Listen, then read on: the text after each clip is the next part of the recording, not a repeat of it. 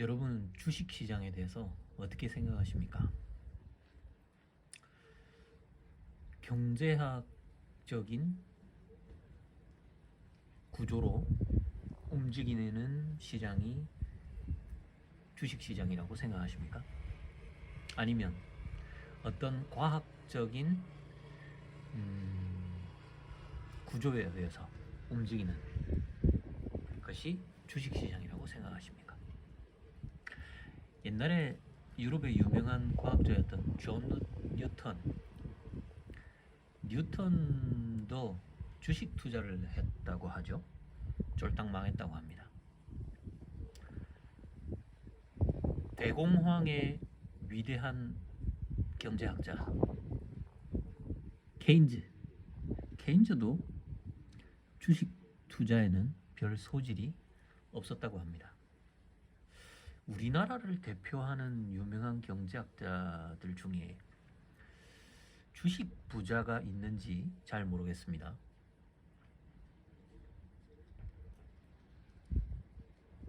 저는 이 주식 시장을 계속해서 관찰하고 또 이 주식 시장에 참여하면서 한 가지 느끼는 점은 이 주식 시장에서 살아남기 위해서는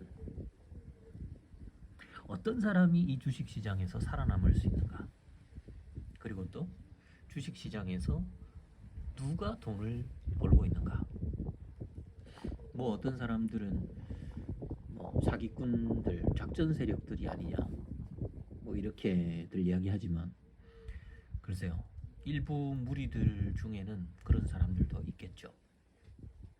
하지만 진짜 우리 역사 속에서 주식으로 큰 부를 이루었던 사람들을 가만히 살펴보면 한 가지 공통점이 있었던 것 같습니다. 그들은 철학자적인 기질이 있었다라는 거죠. 여러분, 구루라는 단어를 알죠? 구루. 그 옛날에 인도를 배경으로 쓴 유명한 그 소설이 생각나네요. 소설 제목이 성자가 된 청소부. 혹시 여러분 청소년기에 이 책을 읽었던 분들이 계실 거라는 생각이 듭니다. 성자가 된 청소부.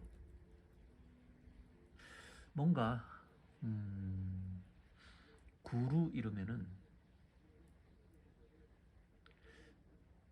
세상을 달관하는, 관조하는 자신만의 철학을 가진 자.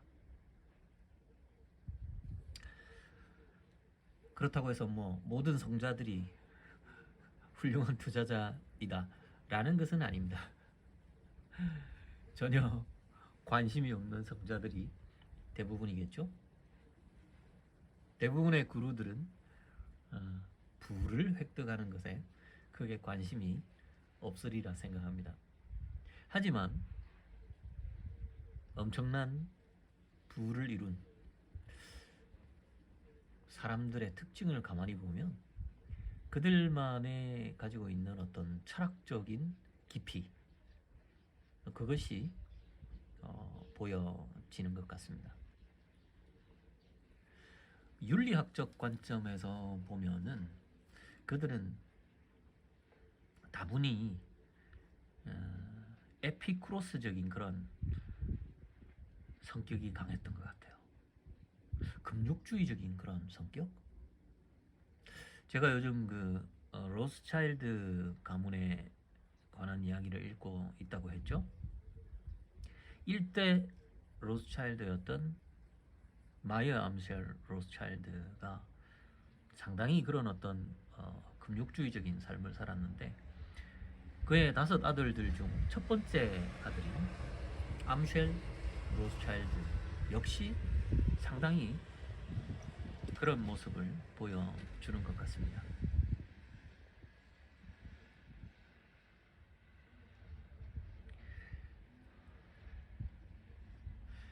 워렌 버핏도 상당히 조용하게 살아가는 삶을 살아가고 있죠.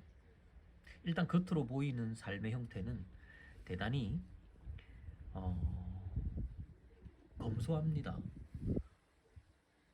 아주 오랫동안 타던 차를 타고 있고요. 아주 오랫동안 거주하던 집에서 계속해서 살고 있습니다. 오마하라는 아주 작은 도시에서 그 소도시를 떠나지 않고 뭐 화려한 곳, 뭐 화려한 저택,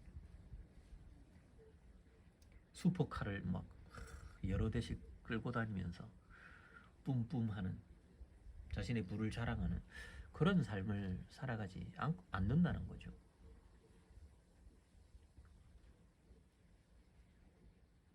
유럽의 투자의 성자로 일컬어지는 앙드레 코스틀라니도 역시 비슷한 면모를 보이는 것 같습니다. 뉴스를 보지 않는, 자신의 비서가 그날 있었던 어떤 빅뉴스를 들고 와서 보고를 하면 막 짜증을 내고 화를 냈다고 하죠. 뉴스에 휘둘리기 싫었다는 겁니다.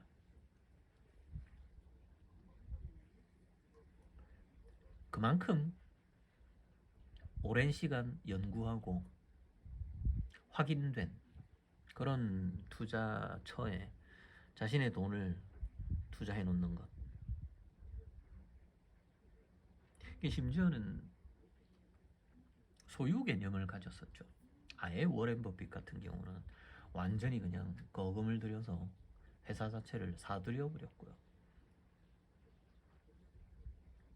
꼭 그렇게까진 아니더라도 몇 퍼센트의 지분을 확보함으로써 그 회사의 주주가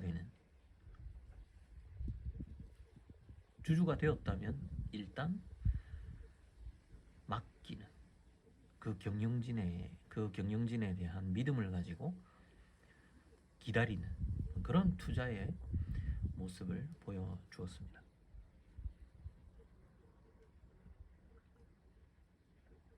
경제적 측면에서 볼 때 물론 실적도 좋아야 하고 대차 대조표도 읽어야 하겠죠. 하지만 여러분, 차트가 움직여 나가는 그 움직임들을 한번 보십시오. 그게 과연 경제학적 관점에서 그 차트가 움직이던가요? 전혀 별개로 움직이는 것들을 너무 많이 보게 됩니다. 어떤 회사가 실적이 엄청 좋다고 발표하는 날 주가가 폭락하는 경우도 있고요. 그리고 금리가 인상된다고 공식적으로 발표하는 날 주가가 폭등하기도 합니다. 이거 왜 이런 걸까요? 단순하게 경제적 논리로 보자면 뭔가 경제적 뉴스 중에서 굉장히 좀 호재에 가까운 그런 뉴스가 나오면 주가가 그냥 신나게 오르는 것이 상식적으로 맞다라고 볼 수 있는 것 아닐까요? 그런데 그렇게 움직이지 않는 경우가 상당히 많습니다.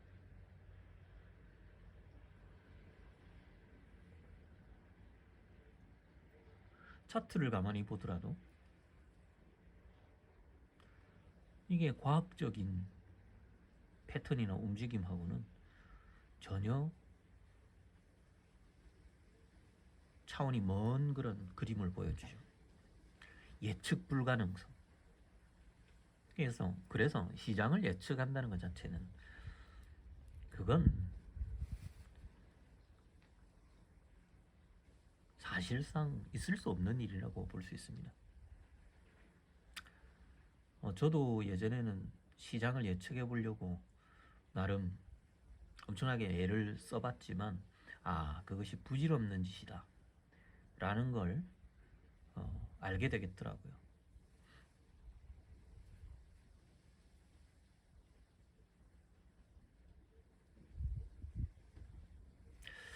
그래서 또 그런 말이 있죠. 예측 불가능성 더하기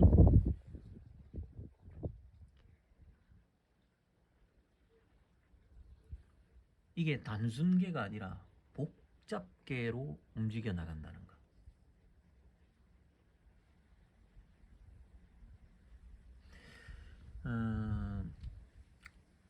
주식시장에 영향을 주는 여러 가지 경제적 요인들이 많이 있죠.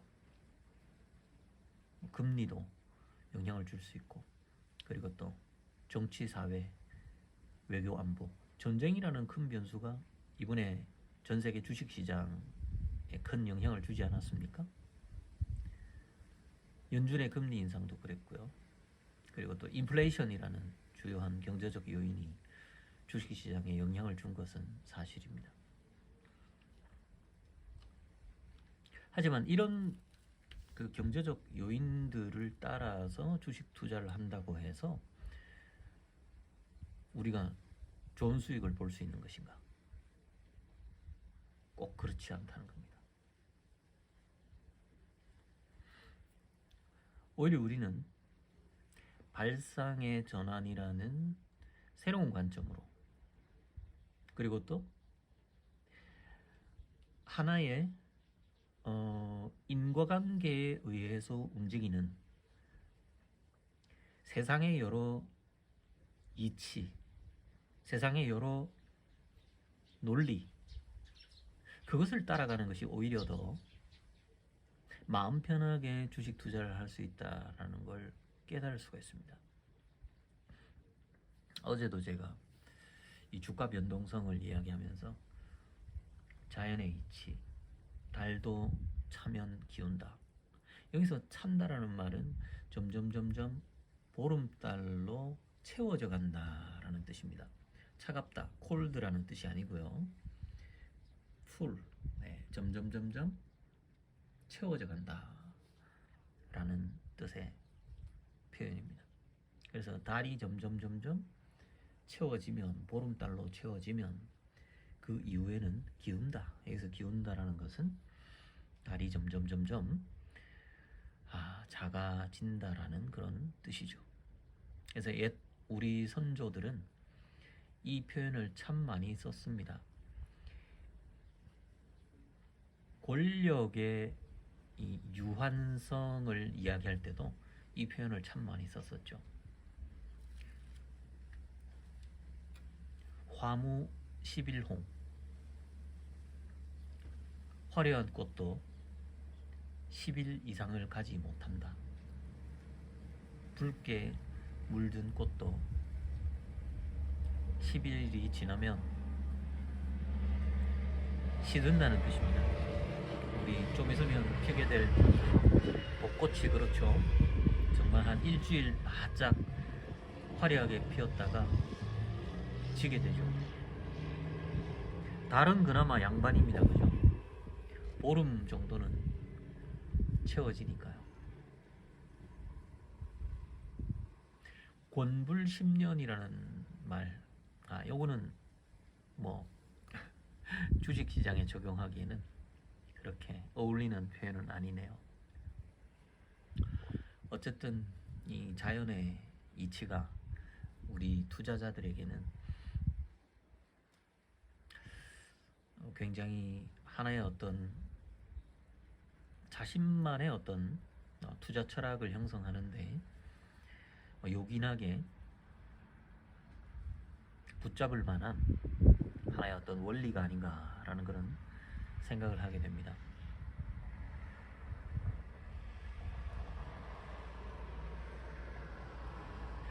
제가 작년에 우리 회원님들께 참 많이 강조했던 단어가 바로 평정심이라는 단어였죠. 자신만의 철학적 자세를 갖춰야지만 이 평정심이라는 것이 가능하지 않은가라는 생각이 듭니다. 어떤 분들은 종교적인 힘에 의해서 그 평정심을 유지하실 수도 있겠죠. 나름 자신만의 기도의 방법이 있을 테니까 말이죠. 차분하게 기도하는 마음으로 기다린다는 것. 또 내 마음을 다스린다는 것. 불교에서는 자신의 마음을 다스리는 것에 대한 가르침을 참 많이 주고 있죠. 그건 뭐 기독교에서도 마찬가지인 것 같습니다.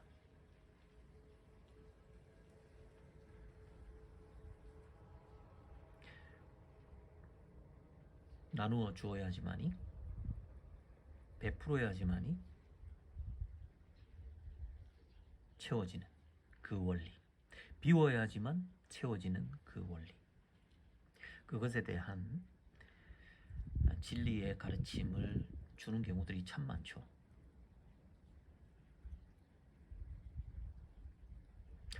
자, 오늘은